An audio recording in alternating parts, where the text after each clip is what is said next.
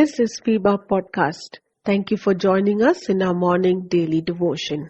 What do you do when after crossing a bend with much difficulty, you are faced with another bend in the road? It seems that the first one was easier to handle than the second one. Maybe you have experienced it in your life. You wish you had not taken the trip. You wish you had taken a different route, but then you are not sure if the bend in that road would be worse than this one.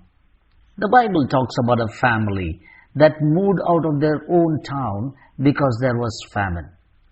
Elimelech, his wife Naomi, and the two sons leave Bethlehem and move to the region of Moab because of famine.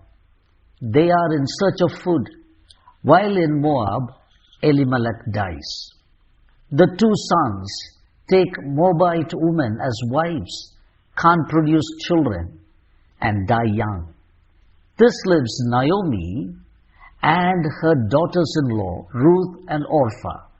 All three women are widows, and Naomi is in a foreign country. There is no support for any of them. What a bend in the road. It becomes very difficult when you are a stranger in that place with no help. Sometimes even in a familiar place, you do not get help, not because they don't want to help you. It is because they have their own busy schedule. Isn't that your experience? You too have not stopped to help people in the bend. Naomi was left completely alone and without any support in her community.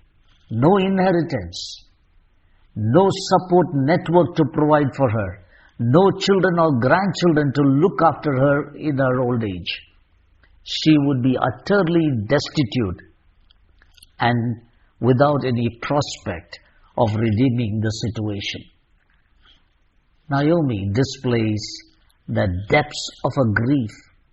She says, "Don't call me Naomi. Instead call me Mara, for the Almighty has made life very bitter for me. I went away full, but the Lord has brought me home empty. Why call me Naomi, when the Lord has caused me to suffer, and the Almighty has sent such tragedy upon me?" We can tell a lot from this brief but intense outburst from Naomi. She is clearly overwhelmed by the tragic circumstances she finds herself in. Empty, drained of any purpose or hope for the future, bitter and resentful, angry with God for allowing such a tragedy to happen. Are you there in that situation, questioning God's goodness and faithfulness, and you look at Him and say, "Lord, do you really care? You doubt His love?" After hearing that the famine in Bethlehem had ended, Naomi decides to go back home. She strongly encourages Ruth and Orpah to go back to their families of origin in order to be cared for and to prosper in life. Orpah turns back, but Ruth continues with Naomi, not knowing if there's going to be another bend in the road. We do not have time to narrate the entire story. You know how it ended. The Lord finishes the story of their life.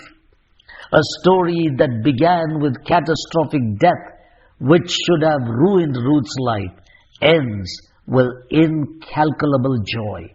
When Naomi was experiencing this pain, she did not know how it will end. But my friend, you and I are on this side of the cross. We know how it will end because of many examples in the Bible. What a blessing. Only the Lord can turn your mourning into dancing. Listen to the lyrics of this beautiful song. I like it. Something beautiful, something good. All my confusion He understood. All I had to offer Him was brokenness and strife, but He made something beautiful of my life. Would you trust Him with your confusion?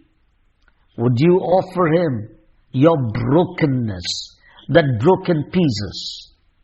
I'm sure He will make something beautiful of your life. Be encouraged.